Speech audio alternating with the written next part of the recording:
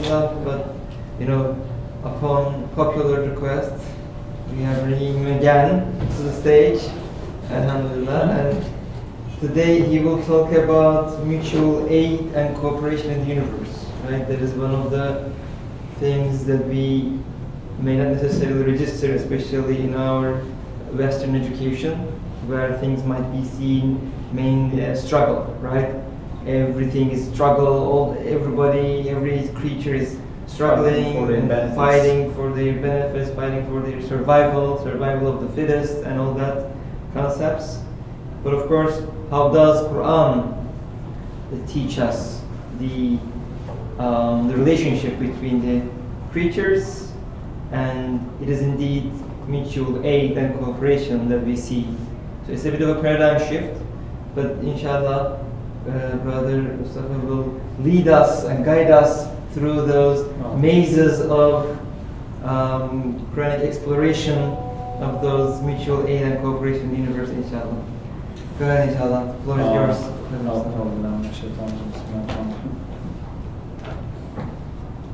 Mutual aid, ta'awun in Arabic. From 10th word, 10th window, I'm sorry.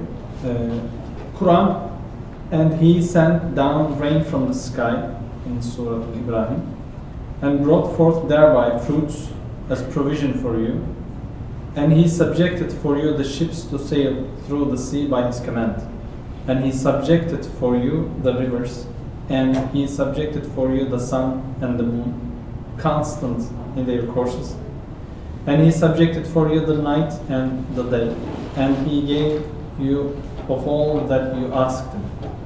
And if you count the favors of Allah, you will not be able to enumerate them.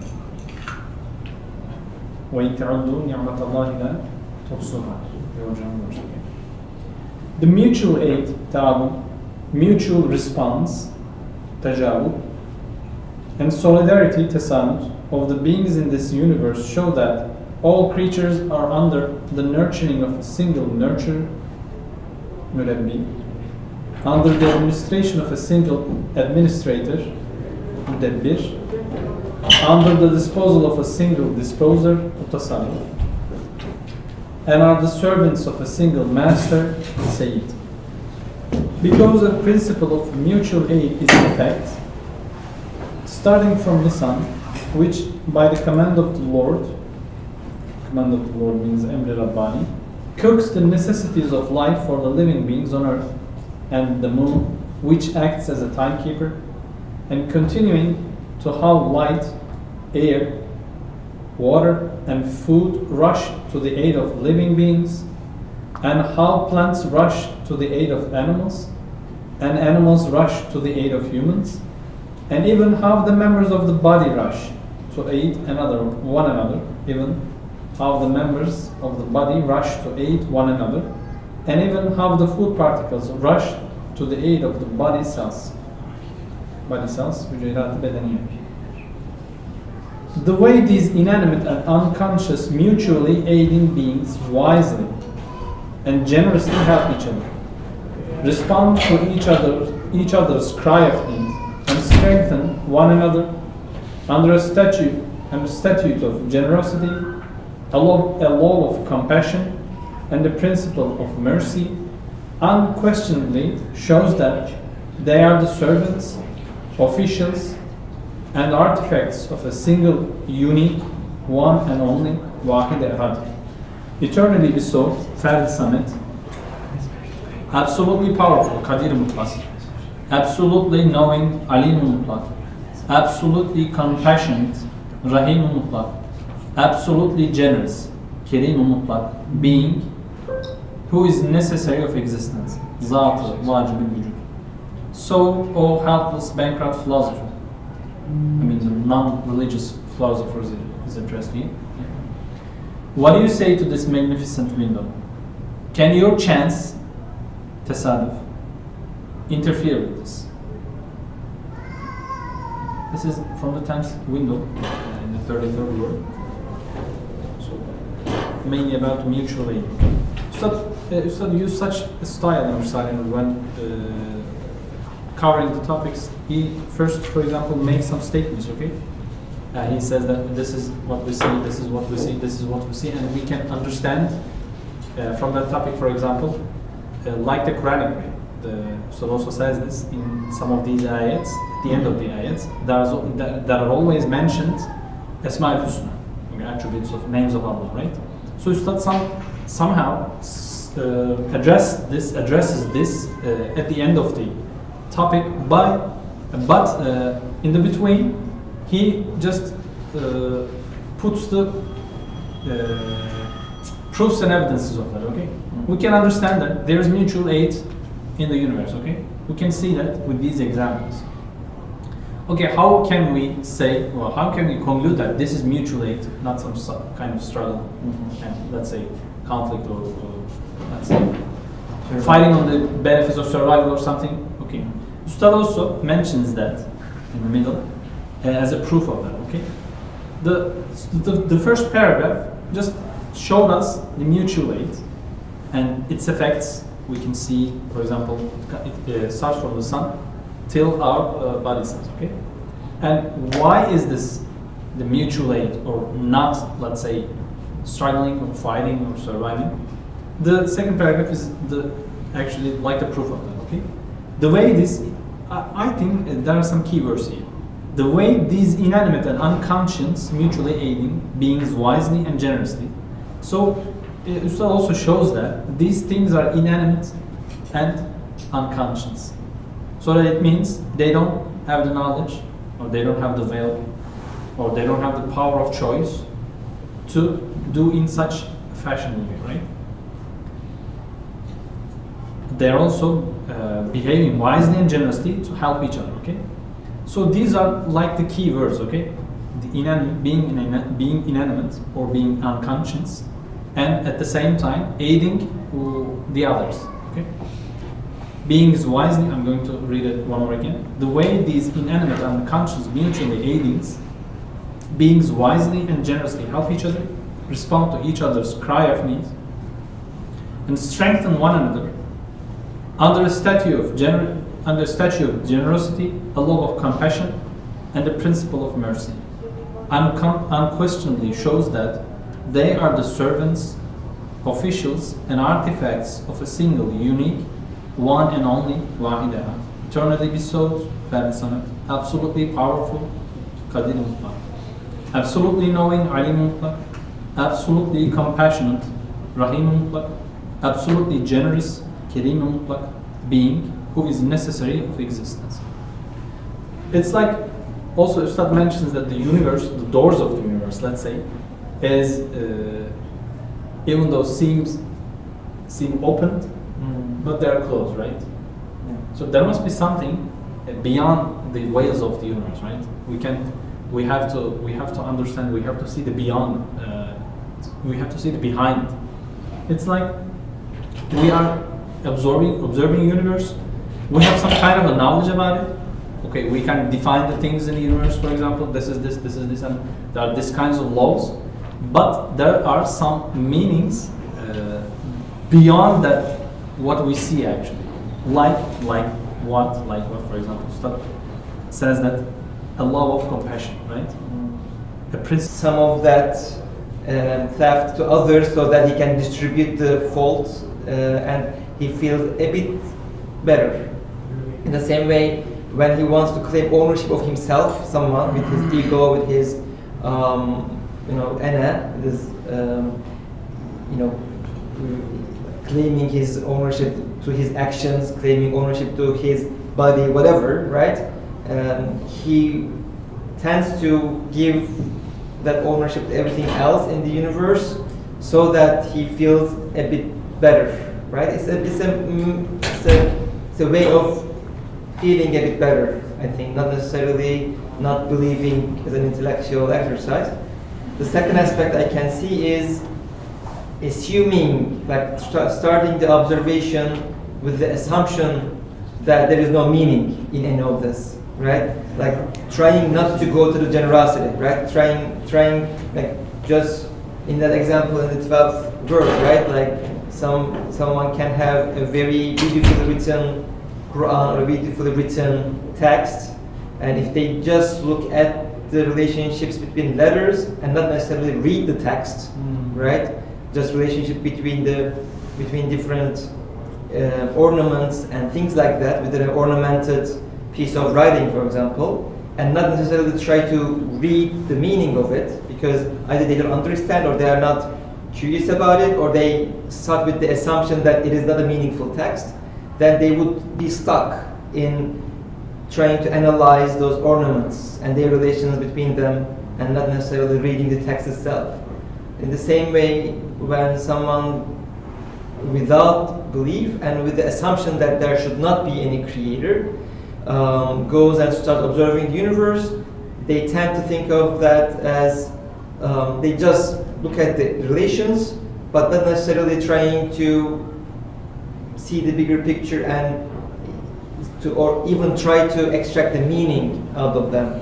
I think those two, in my mind, are the major reasons. But other brothers can also elaborate. Mustafa also. Would you like to say something?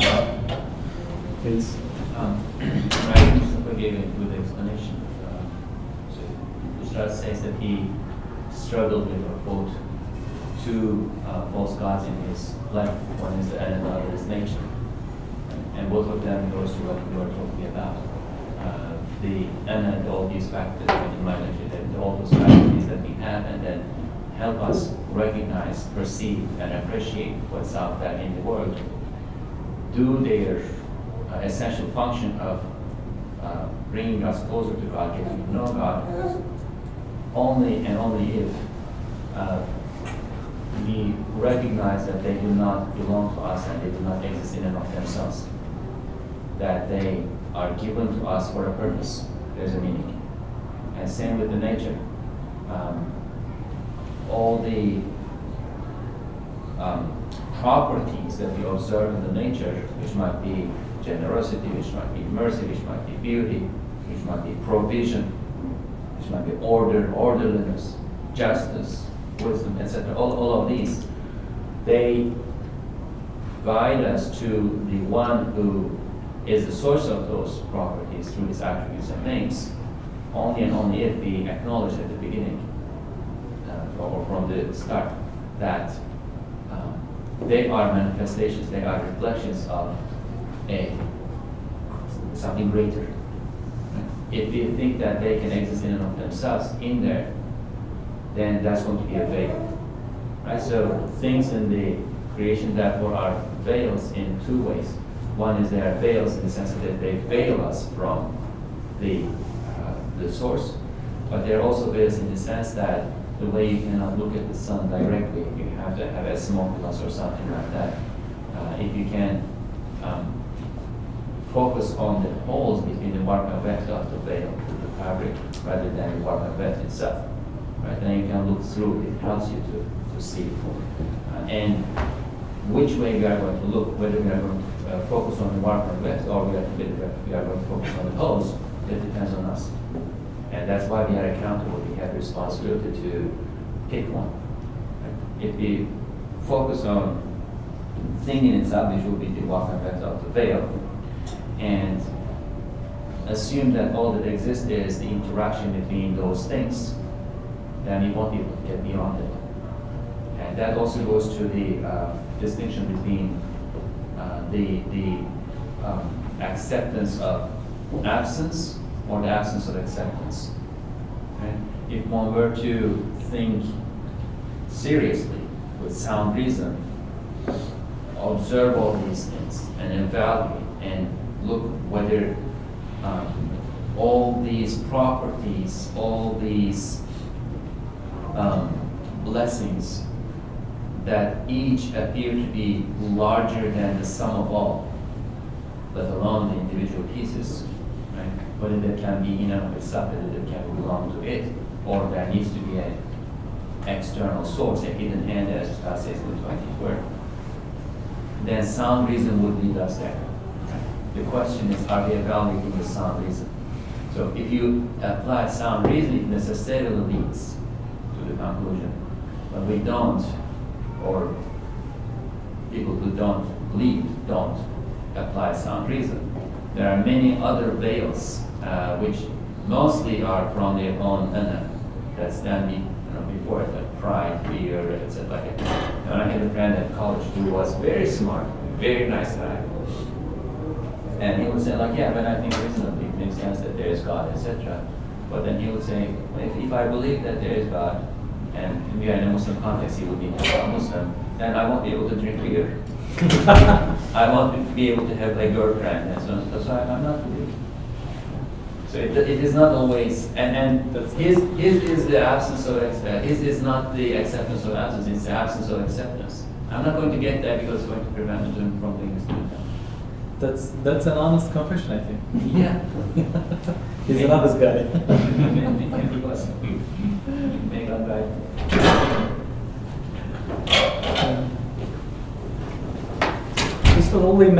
Always, yeah, I mean, the Quran always mentions about the distance between the cause and the effect, right? These are so much different things actually. There's a distant gap between them, but that we can only take that distance. We can only see through that distance with the vision of Iman. Okay. Am I allowed to read another? Yeah, of course. Like, I'm going to read it slowly so we can follow it better. Right? It sometimes happens that in order to disallow apparent causes, the ability to create and to demonstrate how far they are from this, a verse points out the aims and the fruits of the effects, so that it may be understood that causes are only an apparent way. For to will that most wise and the purposeful aims are followed and important results are obtained is of necessity the work of one who is the most knowing and wise. Whereas causes are lifeless and without intelligence. So by mentioning the aims and the results, such verses show that although causes are superficially and as beings joined to and adjacent to their effects, in reality, there is a great distance between them.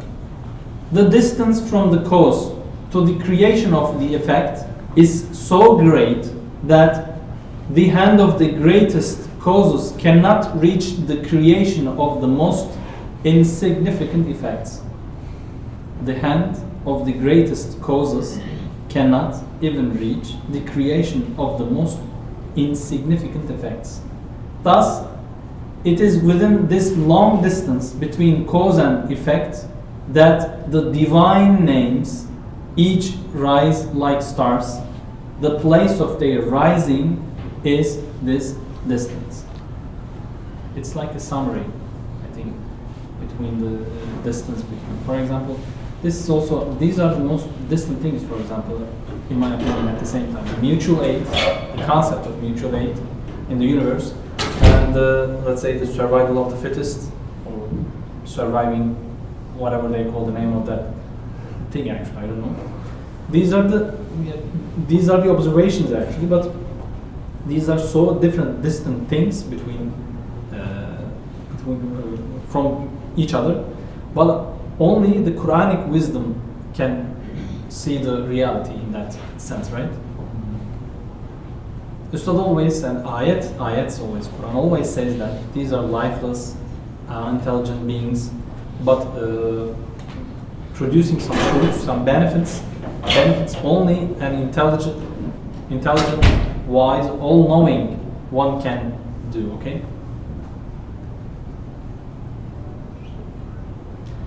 Is there any questions or any comments? Hikmet abi, you just came. Can you give us the example of the greatest say that cannot even make most easy the littlest Muslim I think it's a question that they ask the sun when you make fly. Nothing in flight exists in my Sun is admitted, let's say, Accepted. assumed, accepted as the source of the life, right? Right. So when we ask to sun, can you create a fly? So the sun will reply, no, I cannot do that, right? But you are the source of the light, you can do it. Even though in the old times, I mean, some human beings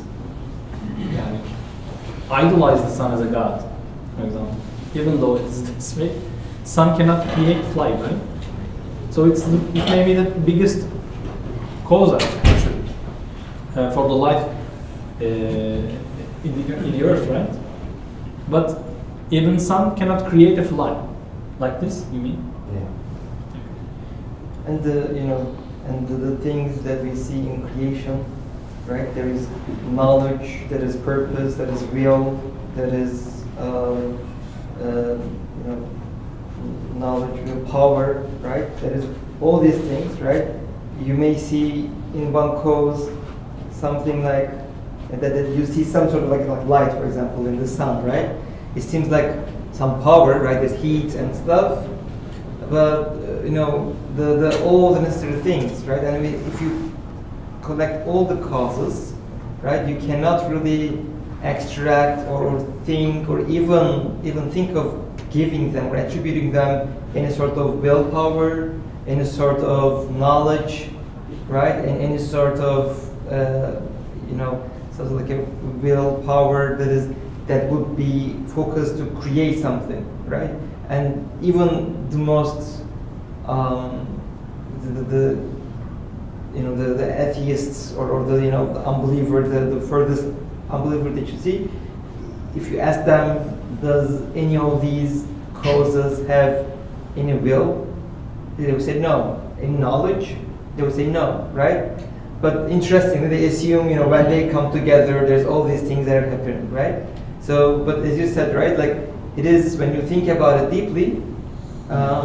Like even there was this lecture some brother had sent, like a Christian guy who was like a scientist. He was actually trying to say that this whole, like they're kind of alluding to this, is that for things to start like life and stuff, it's mathematically impossible to have these things arranged, right? Because it is, again, right, it is so purposeful. How things are working is so purposeful. How things are working has so much knowledge embedded in them.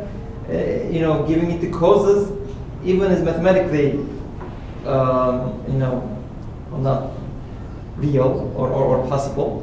But again, I think it comes back to what Mustafa has been saying about it is the person, if they do not want to believe, they try to find excuses. Because at the end of the day, believing would entail responsibility, and if you want to escape responsibility, you kind of try to avoid those conversations, and that is usually, and even the meaning of kufr, right, is to veil, right, is to cover up.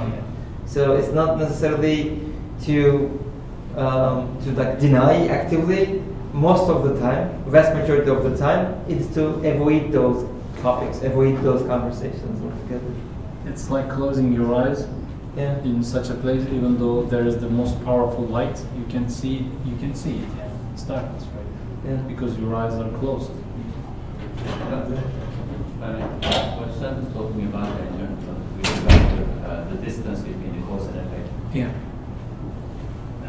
We need to switch our conception of causation a little bit too, because we the way we usually perceive causation, the way we learn in science class and etc., does not align perfectly with the notion of causation that people used to talk about in philosophy in general.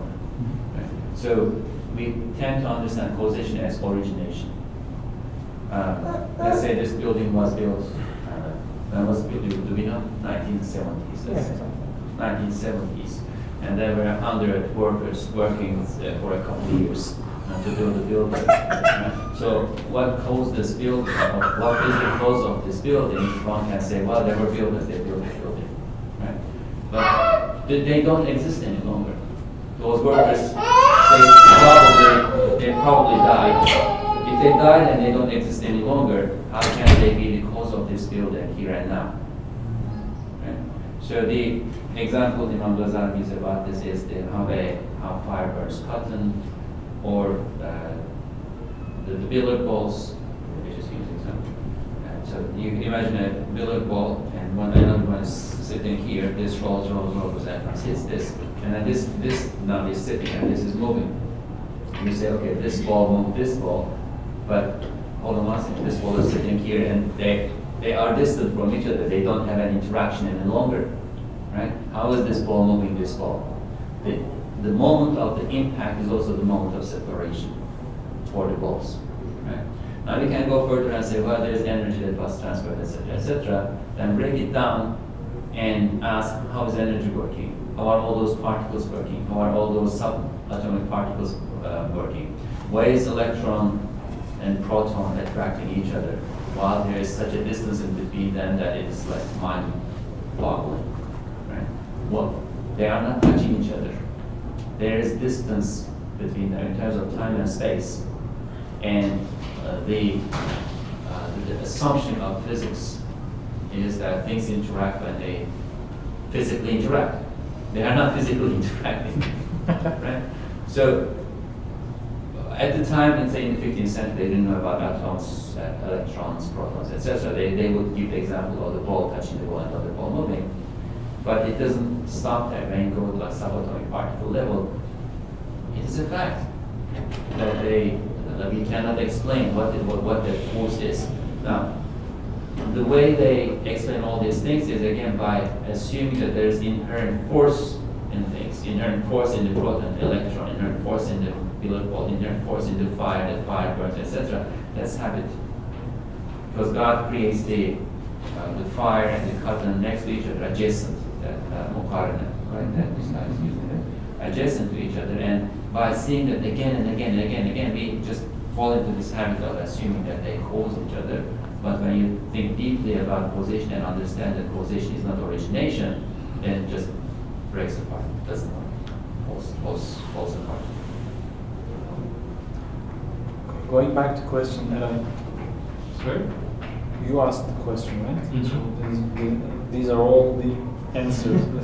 That was nice and beneficial. I thank you. And I'm sorry to disrupt the topic a little bit. We're supposed to learn about aid and... Okay, do we have any other question or comments? Jesmal, would you like to say something? Maybe you would like to extract something from what we said.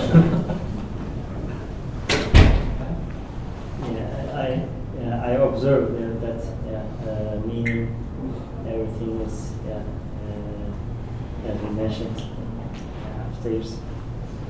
Everything with the mercy of Allah made assistance to us.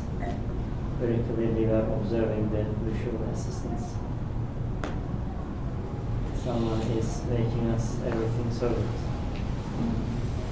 It's clear that we are not able to make them serve to us. So, it should be only the mercy of Allah subhanahu wa ta'ala. Are you continuing from the second page? Or are we just done with this first page? We're going to continue. Repeating the Quran, Ibrahim, and commentary, these verses first show how the Almighty Janab Haq created this vast universe like a palace for man, sending down the water of life, al-hayat, from the sky, and making the earth and the sky two servants to provide sustenance to humans. In addition, to make it possible for every person to benefit from every kind of fruit found in different parts of the earth, and to enable people to exchange the results of their labor and secure all kinds of livelihood, he subjected the ship to man. This means he gave the sea, the wind, and the wood such a state that the wind acts like a whip, the ship like a horse, and the sea rests like a desert beneath its feet. Along with connecting humans to the entire earth through ships, he subjected the rivers and the great streams as natural means of transportation for man. He also created the sun and the moon to travel in fixed courses as two subjected servants and two rudders to turn that great wheel so they can present to humans the true benefactors, münimi hakiki, colorful bounties that change the seasons. He subjected the night and the day to man, meaning he subjected the night as a covering for restful sleep, habrahat, and the day as a marketplace for their livelihood.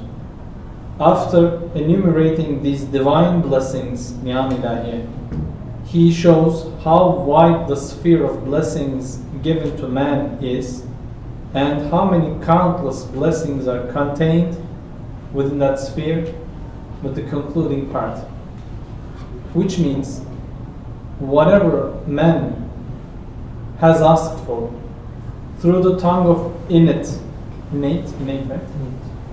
Through the tongue of innate potential and need, lisan ihtiyaj al-fitri, has been given. The divine blessings bestowed upon man cannot be finished or exhausted by counting. Yes, since man's table of bounty is the heavens and the earth, and some of the blessings on that table are things like the sun, moon, night and day, then the blessings directed toward man are certainly countless. So the ship example, right? Like it makes one think even more deeply, in the sense that we kind of realize when we see, I mean, this is kind of straightforward when you think about it. For, you know, sun is serving us great, you know, fruits, trees, awesome, and all that. When we think about ship, like from the outside, it is a human invention, right? It looks like a technological advancement of human society. But Allah subhanahu wa ta'ala says in the Quran that I have subjected ship to you, right? So he says that technological thing that you think that you have invented whatsoever is a blessing from Allah subhanahu wa ta'ala to you, right? I think we see the similar thing in Sulaiman alayhi salam's, you know, the throne of Balkis being, and he said, you know, his reaction, right? Like he's one of those, you know, talented people around him. He brought the, you know, with some sort of like I think it is some sort of like a technological advancement of some sort that we don't know, but it's also a miracle that they brought the throne of Balkis to his presence or his image, we don't know. But in any case, as soon as he saw that, he said, Alhamdulillah, hada min fadl Rabbi, right?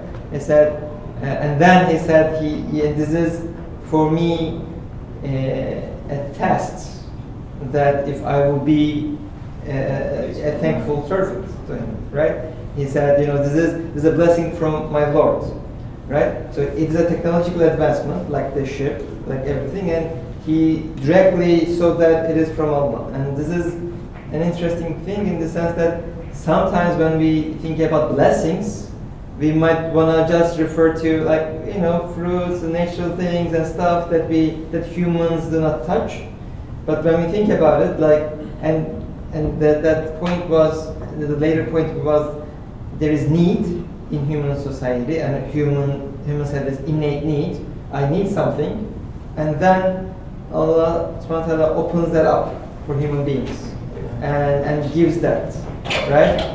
Like human beings, maybe they did not really need smartphones, you know, 20 years ago, 30 years ago, but now with people traveling to different things and the communication needs are more, then he inspired man with these.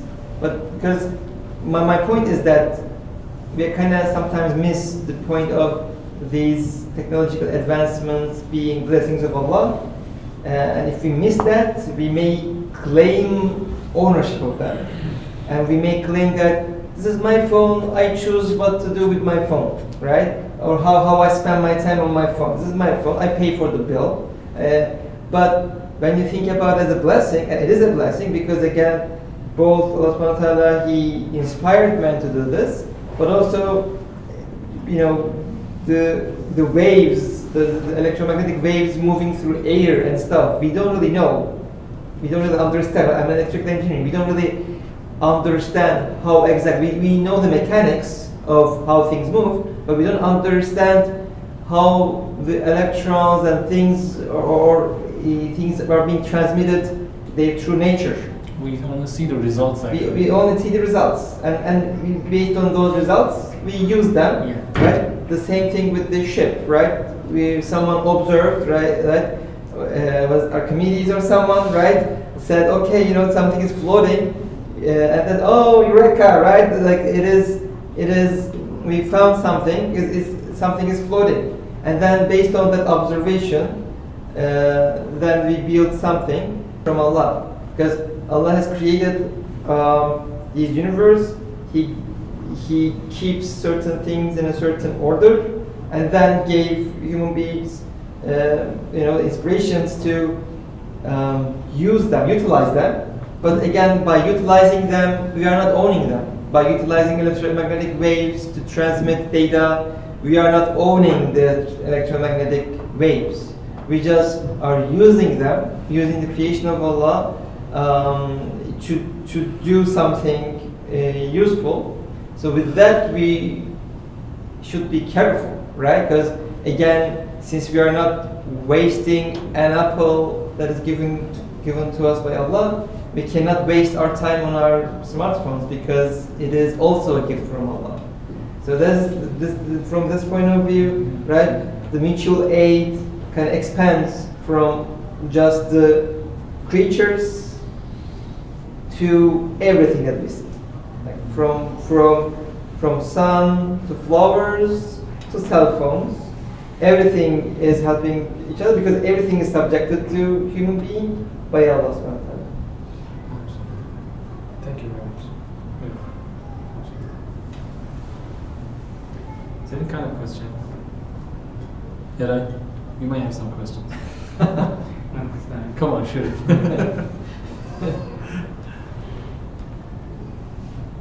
There's more. Yes, there's more. Do you have any comment or question? Maybe Timur wants to ask some questions or any part reflections, maybe any part of the topic. Yes, Adam.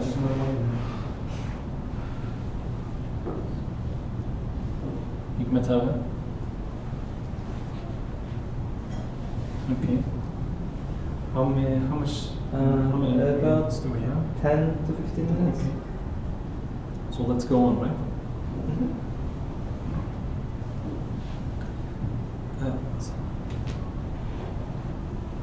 Look with little attention. You can see the seals of the one and eternally besought, Hatem Ahad Samet, upon the page of the earth. Lift your head, open your eyes, and look at this great book of the universe. You will see that the seal of unity, Hatem Wahdat, is read with clarity proportional to its magnitude upon the whole structure of the universe. This is because the beings of the universe, like the parts and individuals of a factory, a palace, or an organized city, support each other, extend the hand of mutual aid to one another and say, yes, at your service, to the request of need from one another. They work hand in hand with perfect order. They cooperate to serve living beings. They stand shoulder to shoulder, obeying a wise administrator, Müdebbir Hakim, and turning toward one single goal. Yes, the movement governed by a principle of mutual aid, starting from the aid provided by the sun and moon, night and day, winter and summer, to the arrival of plants, to the aid of needy and hungry animals, and animals rushing to the aid of weak and noble humans, and even the flying of nutritional substances to the aid of delicate, frail young ones and fruits, and up to the passing of food particles to the aid of body cells, shows those who are not completely blind that they move by the power of a single, utterly generous nurturer, and by the command of a single, utterly wise administrator. Yeah, that's another part from different passage from Simon. Even imagining this is so awesome, right? All the beings of the universe, like the parts and individuals of a factory, a palace, or an organized city, support each other, extend the hand of mutual aid to one another, and say yes at your service. The request of need from one another. Right? If you look at it this way, it's a paradigm shift, right? Like everything is helping each other, right? Like that whole chaos turns into a harmony, right? And it is that way, and it's just, you know, again, if we want to see it, we can see it because like a factory, right? Like a factory has a purpose, right? And it you know, it's built for a certain purpose. It has inputs, it has outcomes, and things like that. And when we look at it in that way, right, there are all these things. You know, sun comes in as one ingredient. You know, flowers go up. Animals eat them. Humans are eating them, but also reflecting upon them. And the fruits, I guess. Well, how can we say, like, if this is a factory, what would be the results or the outcome of this factory? Maybe I'll turn this into a question, and maybe Jesmabi can answer. I don't know. If the universe is a factory, what is the outcome? What's the output of this factory? In the treatise of Şükür, Ustad is saying the whole creation is formed in a way that they produce shukr, gratitude to Allah subhanahu wa ta'ala. The factory is producing shukr? Yeah, praising. Yeah, the whole universe is a factory Praising that Allah produces subhanahu wa ta'ala. shukr. And Quran is starting with hamd, right? Alhamdulillahi after Bismillahirrahmanirrahim. Alhamdulillah Rabbil Alameen. So Allah subhanahu wa ta'ala is maybe summarizing the purpose of the creation. In hamd there is the summary of ibadah, praising Allah subhanahu wa ta'ala. Maybe the whole universe is made for humans, and the human is made for worship. And the fundamental worship may be the praise, right? Yeah, Alhamdulillah. So the whole universe's fruit is like the praise, the thank to Allah, right?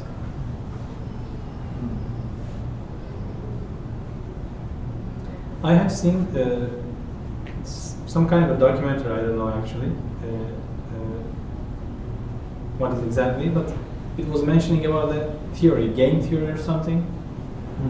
Maybe it is a new concept or not, I don't know actually, but I think it was mentioning about this law of cooperating between the things in the universe. In a scientific fashion, actually, they were mentioning with the facts, with the proofs, or with the results by doing different kinds of experiments.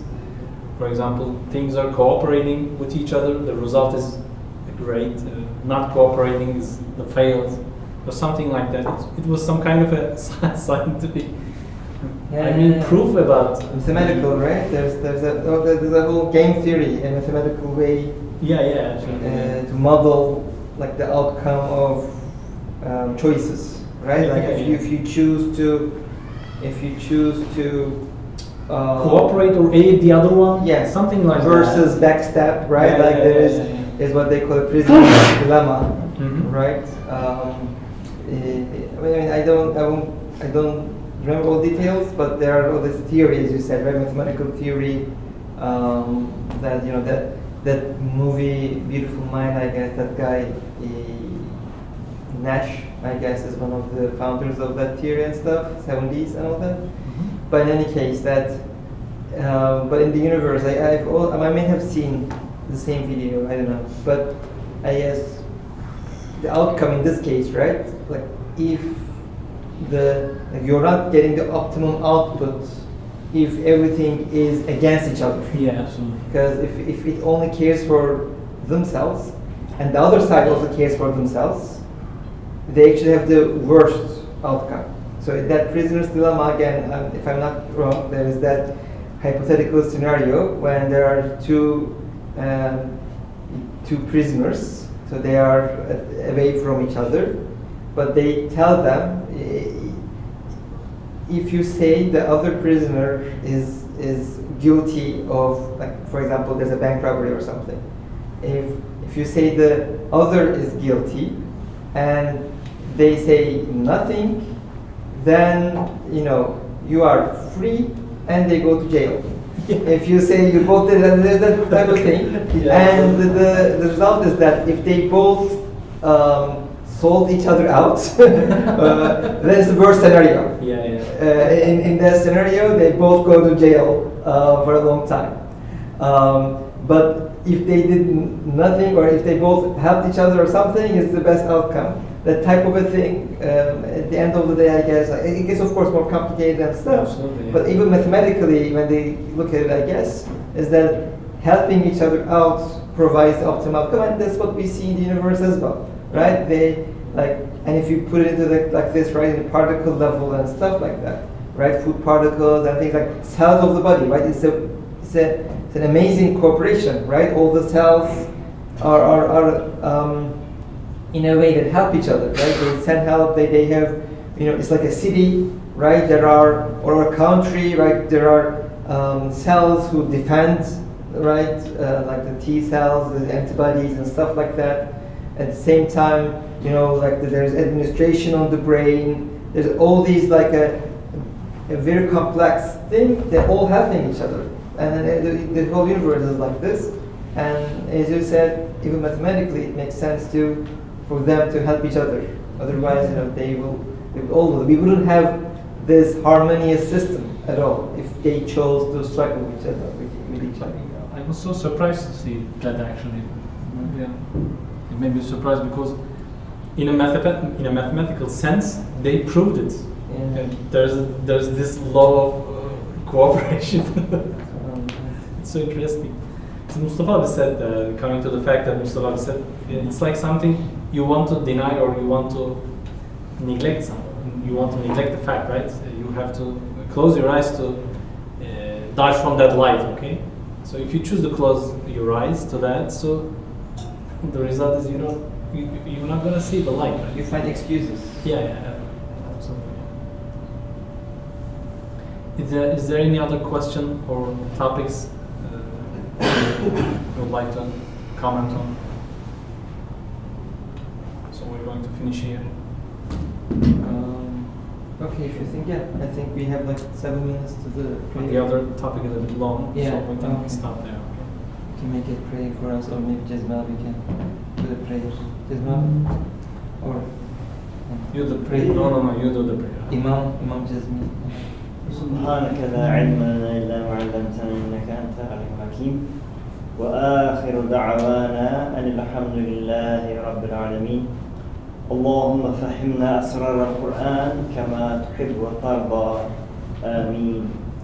O Allah, make us understand the mysteries of the Quran and open us the treasures as you willed, inshallah. Lillahi al-Fatiha.